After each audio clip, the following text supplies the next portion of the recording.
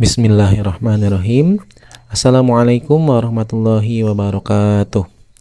Alhamdulillahirrabbilalamin. Wabihi nasta'in wala umuri dunya waddin. Wassalatu wassalamu ala rasulillah wa ala alihi wa sahbihi wa mawala amma ba'du. Oke, gimana kabarnya hari ini? Semoga kita dalam keadaan sehat walafiat ya, dan tetap melaksanakan sholat 5 waktu dengan baik. Karena apabila kita tidak sholat, percuma apa yang kita laksanakan dalam kehidupan kita sehari-hari kebaikannya, dimulai dari puasa, menolong orang tua, belajar, sampai berzikir pada saat luang. Nah, hari ini kita akan belajar ataupun akan mendengarkan tentang kita apabila dalam perjalanan. Nah, ada beberapa poin nih. Apabila kita dalam perjalanan, siapa yang nanti liburan akan mudik atau jalan-jalan ke rumah orang tua atau bahkan ke rumah nenek, saudara, kerabat ataupun tetangga-tetangga yang lainnya. Nah, kita akan bahas yang pertama adalah salah satu waktu diijabahnya doa. Nah, apabila kita dalam perjalanan, kita usahakan tidak diam saja ya, tapi berzikir, bersolawat, dan memanjatkan doa apabila kita dalam perjalanan.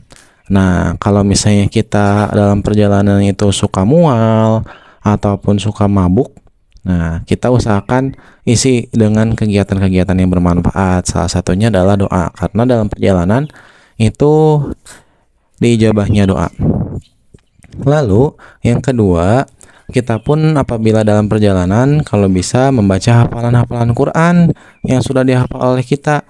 Misalnya dari Quran surat An-Nas sampai surat At-Takasur atau bahkan juz 30. Karena apabila kita mempunyai hafalan yang tidak diulang ataupun tidak dimurojaah, itu akan lupa hafalannya. Seperti itu. Nah, apabila kita lupa, kita suka sulit lagi menghafalnya. Atau bahkan kita acuh ataupun cuek, sudah melupakan hafalan tersebut. Seperti itu. Jadi apabila kita dalam perjalanan, usahakan kita tidak diam saja ataupun gunakan waktu dalam perjalanan dengan sebaik mungkin. Nah, lalu yang ketiga, dalam perjalanan pun kita berzikir dan bertawakal kepada Allah Subhanahu wa taala. Nah, berzikir di sini kita gunakan tangan-tangan kita ataupun jari kita untuk berzikir menggantikan tasbih. Nah, siapa nih yang udah pernah belajar tentang zikir di dalam buku-buku ataupun dalam rongga-rongga jari kita. Nah, rongga ataupun buku yang ada di jari kita, yang garis-garis di jari kita itu adalah berjumlah 33.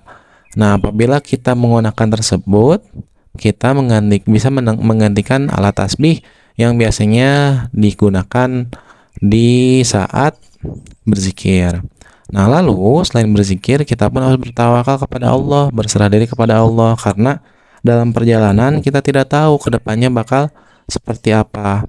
Mau itu celaka ataupun selamat, sampai ataupun tidak, kita harus bertawakal kepada Allah. Nah, makanya sebelum kita melaksanakan perjalanan, pada awalnya itu harus berdoa, Bismillahirrahmanirrahim, la haula wala quwata illa billah. Nah, di situ kita ada kata-kata tawakal, karena rencana kita, usaha kita tidak akan mungkin terlaksana apabila tidak ada kehendak Allah Subhanahu wa taala. Kayak gitu. Jadi, apabila kita dalam perjalanan, kita jangan gegabah dan tidak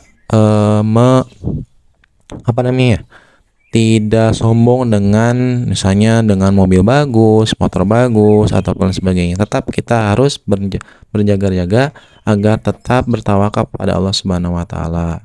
Nah, seperti itu ya. Kalau misalnya kita dalam perjalanan, semoga ini bermanfaat dan dapat dilaksanakan dalam kehidupan sehari-hari, entah itu dalam perjalanan jauh, dekat, ataupun hanya jalan.